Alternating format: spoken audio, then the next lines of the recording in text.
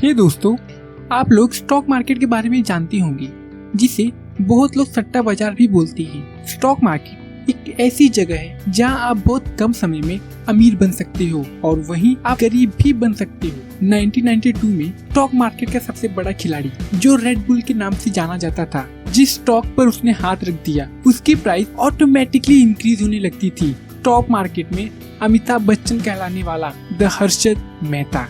इस वीडियो में हम 1992 हर्षद मेहता स्कैम के बारे में जानेंगे। कैसे 30 साल के एक आदमी ने स्टॉक मार्केट का सबसे बड़ा स्कैम किया। हर्षद मेहता एक नॉर्मल इंसान कैसे इतना अमीर बन गया। हम देखेंगे कि हर्षद मेहता ने इस स्कैम को कैसे अंजाम दिया, उसने ऐसा क्या क्या किया जिससे लोगों को पता नहीं चला और ये स्कैम इतना बड़ा हो गया। अगर 1992 के स्कैम को आज से कंपेयर किया गया तो वो 24,000 करोड़ से भी बड़ा स्कैम होता है, जो कि विजय माल्या स्कैम के सामने भी कुछ नहीं है। दोस्तों, तो आइए इस वीडियो को देखते हैं और जानते हैं कि हर्षद मेहता ने 1992 के स्कैम में क्या क्या किया था।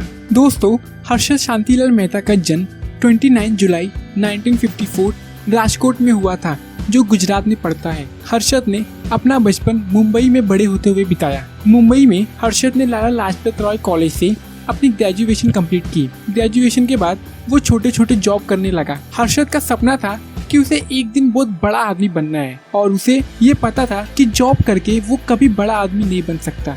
इसलिए वो हमेशा सोचता रहता था कि कैसे वो एक बड़ा आदमी बन सकता है। हर्षद जानता था उसके अमीर बनने की ड्रीम को सिर्फ एक ही चीज पूरा कर सकती है और वो है स्टॉक मार्केट। स्टॉक मार्केट के बारे में हर्षद कुछ नहीं जानता था, लेकिन उसे पता था स्टॉक मार्केट ही एक ऐसा रास्ता है जिससे वो बहुत अमीर बन सकता है, अच्छा खासा पैसे कमा सकता है। स्टॉक मार्केट को समझने के लिए उसने अपनी जॉब छोड़कर बी अंबालाल ब्रोकर को ज्वाइन किया। उसके बाद हर्षद नंदलाल शाह का स्टॉक ब्रोकर बना। हर्षद 2 साल ब्रोकर का एक काम करता रहा। 2 साल बाद जब हर्षद ने स्टॉक मार्केट की ABCD सब कुछ सीख लिया तो उसने वो काम छोड़ के 1984 में अपने भाई के साथ मिलकर खुद की कंपनी स्टार्ट की, SS management and grow move, और साथ में ही BSE का ब्रोकर बनके अपने बिजनेस को स्टार्ट किया। उसके बाद हर्षद ने कभी अपनी लाइफ में पीछे मुड़ के नहीं देखा। उसके पास 9 अपार्टमेंट और बहुत महंगी महंगी गाड़ियाँ थी, जो मुंबई में अमीर लोगों के लिए खरीदना भी बहुत मुश्किल था। उसके बंगलों में एक स्विमिंग पूल, स्मॉल गोल्फ भी था। हर्षद के पास बहुत सारा पैसा था। अब आप ये सोचते होंगे वो सब तो ठीक है, लेकिन हर्षद ने ये किया कैसे एक आम आदमी ने स्टॉक मार्केट से इतना सारा पैसा कमाया। तो आइए हम इसे अच्छे से समझते हैं स्टार्ट से कि हर्षद ने कैसे फ्रॉड किया, कैसे उसने पैसों को स्टॉक मार्केट में इन्वेस्ट करके इतना अमीर बना। हर्षद ने इस फ्रॉड के लिए RDF रेडी फॉरवर्ड डील का यूज किया। दोस्तों, RDF डील 2 बैंक के बीच होता है, जहाँ एक बैंक ब्रोकर के पास जाती है अपनी सिक्योरिटीज बेचने के लिए। बदले में उसे अपने सिक्योरिटी के बदले दूसरे बैंक से पैसे मिलते हैं और इन दोनों बीच के बैंक का लेन देन एक ब्रोकर करता है। हर्षद मेहता भी एक ब्रोकर था, इसलिए वो बड़ी आसानी से सिक्योरिटीज को बेचकर बैंक से पैसे लेकर यहाँ से वहाँ करता था। आइए इसे आसान शब्दों में समझते हैं। अगर आपके पास मानो गोल्ड है और आपको पैसों की जरूरत है, तो आप अपने गोल्ड को गिरवी रखकर उसके बदले में पैसे ले सकते हो, और जब आपके पास पैसे वापस आ जाएंगे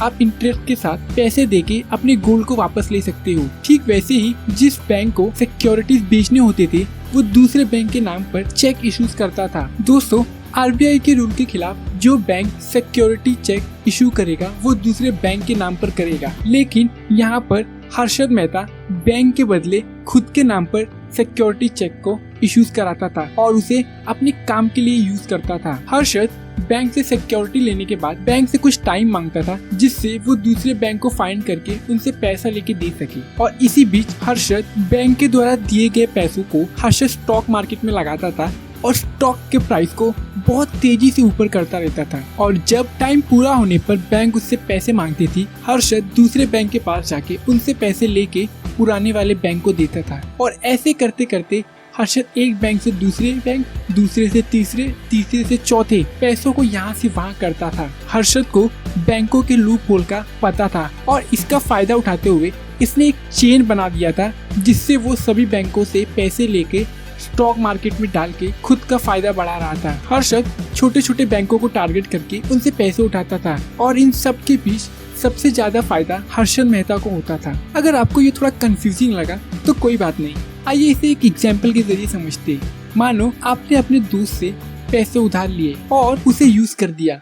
जब आपका दोस्त आपसे पैसे मांगेगा तो आप किसी और से पैसे लेके उसे पैसे वापस कर दोगे और फिर किसी तीसरे से पैसे लेके उस दूसरे आदमी को पैसे वापस कर दोगे और ऐसे ही करते करते आप यहाँ से वहाँ, वहाँ से वहाँ, एक आदमी से दूसरे आदमी के पास पैसों को घुमा रहे हो। ठीक वैसे ही हर्षद मेहता एक बैंक से पैसे उठाकर दूसरे बैंक को देता था और स्टॉक में इन्वेस्ट करता था। हर्षद मेहता को स्टॉक मार्केट का रेड बुल बोला जाता था। हर्षद ने अपने स्कैम से एसीसी की स्टॉक मार्केट प्राइस को 200 रुपए से बढ़ाकर 9,000 रुपीज कर दिया था। इस वजह से स्टॉक मार्केट में बहुत तेजी से ग्रोथ हुई। उसे देखकर दूसरे लोग भी स्टॉक मार्केट में एंट्री किए और स्टॉक मार्केट बहुत तेजी से ग्रो कर रहा था, आसमान छू रहा था। स्टॉक रेट बढ़ने पर हर्षद अपने शेयर बेचकर अच्छा खासा प्रॉफिट कर लेता था और प्रॉफिट के बाद हर्षद बैंकों के फेक रिसिप्ट के बदले उन्हें पैसे दे देता था। दोस्तों, ये बहुत अच्छा खासा चल रहा था, सब कुछ अच्छा जा रहा था।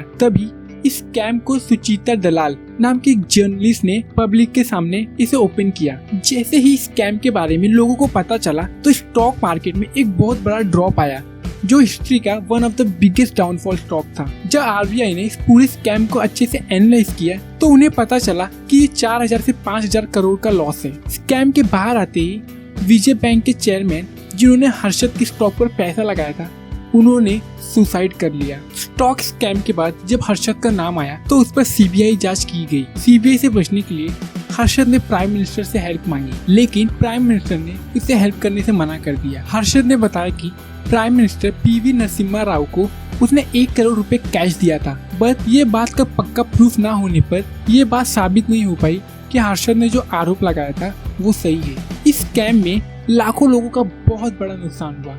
हर्षद, जो एक टाइम उनके लिए भगवान था, अब वो उनके लिए एक बहुत बड़ा श्राप बन चुका था। हर्षद के ऊपर 72 क्रिमिनल फ्रॉड की चार्जेस लगी और उसे अरेस्ट किया गया। 3 महीने बाद हर्षद को बेल हुई। सिक्योरिटी मार्केट रेगुलेशन सेबी ने भी हर्षद को स्टॉक मार्केट से हमेशा के लिए बाइकआउट कर दिया। इनकम टैक्स डिपार्टमेंट ने बताया हर्षद को 11,000 करोड़ रुपीस का टैक्स पे करना है, जो कि गिनीज वर्ल्ड बुक रिकॉर्ड में एक बहुत बड़ा रिकॉर्ड बन गया। 1999 में हाई कोर्ट के ऑर्डर पर हर्षद को 5 साल के लिए जेल हुई और हर्षद को थाने के एक जेल में बंद कर दिया गया। 2001 31 दिसंबर हर्षद को चेस्ट पेन स्टार्ट हुआ और उसे हॉस्पिटल ले जाया गया, जहां सारी दुनिया न्यू ईयर की सेलिब्रेशन कर रही थी। वहीं हर्षद हॉस्पिटल में जिंदगी और मौत से लड़ रहा था। करीब 12:30 के आसपास 47 की एज में हर्षद को हार्ट अटैक की वजह से उसकी डेथ हो गई। लोगों का मानना था कि हर्षद ने ये जानबूझ के नहीं किया। सिस्टम में लूप होने की वजह से हर्षद ने उसका फायदा उठाया और इसमें हर्षद के साथ साथ और भी बहुत लोगों के नाम थे। हर्षद के पास वो सब कुछ था जो उसने सोचा था और वो मुंबई का सबसे अमीर आदमी में एक था।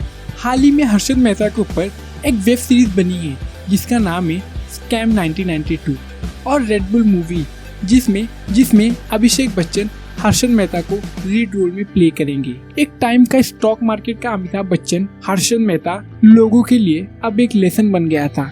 दोस्तों, ये थी पूरी story the Harshad Mehta scam के ऊपर। अगर आपको कुछ समझ में नहीं आया या आपको कोई डाउट है तो आप हमें कमेंट करके पूछ सकते हो, हम जरूर आपकी डाउट को क्लियर करेंगे। आप हमारे चैनल पर ऐसे बुक समरीज और केस स्टडीज की वीडियो को बड़ी आसान भाषा में समझ सकते हो। हम अपने चैनल्स पर बुक समरीज की वीडियो को लाते रहते हैं। अगर आपके पास ऐसे ऑसम बुक्स और नॉलेज गेन करने का टाइम नहीं है और आप इस दुनिया में बहुत कम लोगों की तरह सक्सेसफुल बनना चाहते हो, तो आप हमारे चैनल पर ऐसे बुक समरीज और केस स्टडीज की वीडियो को एनिमेटेड फॉर्मेट में देखकर हर बार उनसे कुछ नया सीख सकते हो।